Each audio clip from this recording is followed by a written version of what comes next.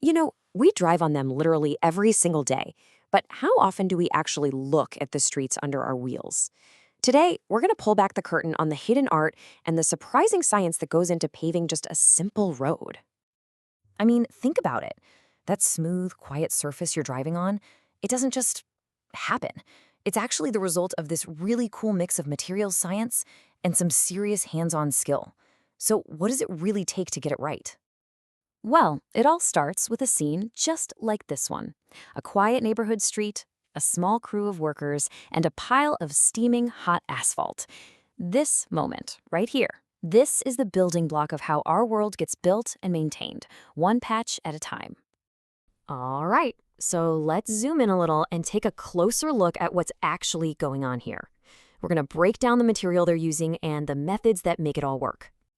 So the star of the show, of course, is asphalt. And honestly, the best way to think about it is like a super strong, super sticky glue. It's what holds all those little bits of rock and sand together to make the road. And it has to be tough enough for trucks and cars, but also just flexible enough that it won't crack when the weather changes. It's a real balancing act. And working with this stuff, it's a total race against the clock. The crew has to have a deep understanding of temperature and timing. See, if the asphalt cools down too much, that glue just won't stick right, and you'll get a weak road. But if it's too hot, you can't even work with it. It's this precise dance to lay down a surface that can handle years of traffic and whatever Mother Nature throws at it. Okay, but it's not just about the material, right? Let's talk about the people doing the work. Paving a road is never a one-person job. It's more like a coordinated ballet, where every single person's role is absolutely critical. And you can see that workflow so clearly in this picture. First, they get the hot asphalt into place. Then, right away, it gets spread out and leveled to the perfect thickness. And finally, the team comes in to handle all the tricky detail work around the edges. It's kind of like a mini mobile assembly line.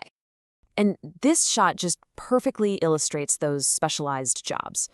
The guy on the left, he's the shoveler. He's moving the bulk material.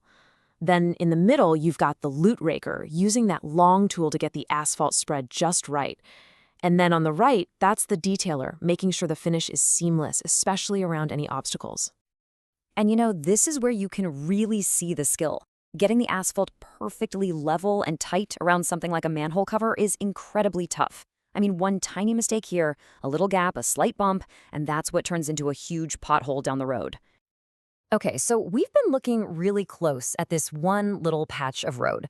Now let's pull back a bit and talk about why this small repair job actually matters in the grand scheme of things.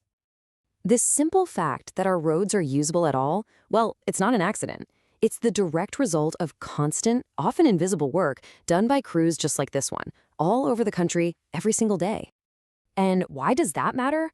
Well, it's about so much more than just a comfortable drive.